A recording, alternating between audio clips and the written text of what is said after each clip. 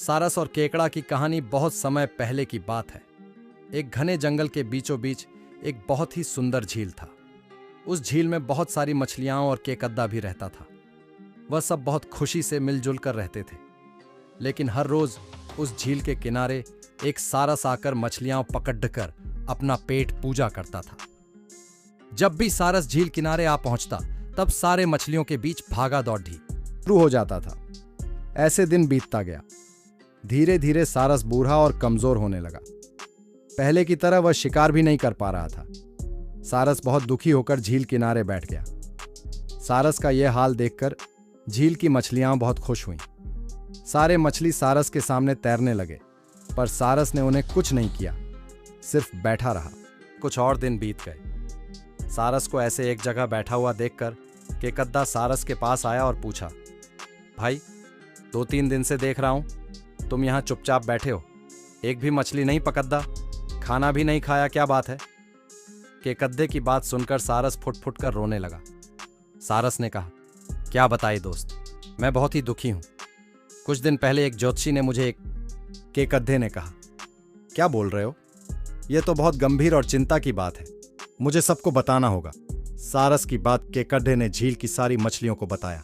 मछलियां और केकद्दा मिलकर सारस के पास गए और बोला, क्या बोल रहे हो, झील सूख जाएगा, तब हम सब कहां जाएंगे, क्या करेंगे? कोई तो उपाय होगा ना बचने का। हम सब ने तुमको हमारा दुश्मन समझा, पर तुम तो हमारे दोस्त निकले। हम लोगों के चिंता के कारण तुमने खाना पीना छोड़ दिया।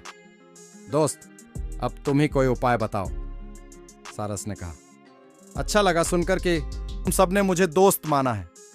एक उपाय है, कुछ ही दूर पर एक तालाब है। अगर तुम लोग चाहो तो मैं एक एक करके तुम लोगों को वहां छोड़ दे सकता हूं। सारे मछली मान गए और कहा, ठीक है ठीक है। तालाब में पहुंचाने के लिए अगले दिन से सारस एक एक मछली को अपने चोंच पर लेकर जाना शुरू किया। ऐसे कुछ दिन बाद केकद्दे की बारी आई। सारस केकद्दे को लेकर रवाना हुआ। कुछ दूर जाने के बाद केकद्दे ने सारस को पूछा, भाई यह तालाब और कितना दूर है? केकद्दे की बात सुनकर सारस हंसने लगा और कहने लगा, तालाब? कैसा तालाब? यहां कोई तालाब नहीं है। मैं तो खाने के लिए तुम सबको यहां लेकर आ रहा हूं। इतने दिनों से मछली खा खा कर बोर हो गया हूं, आज बहुत मजा आएगा तुमको खाकर। आसपास देखो तुम्हारे सारे दोस्त के हड्डियां।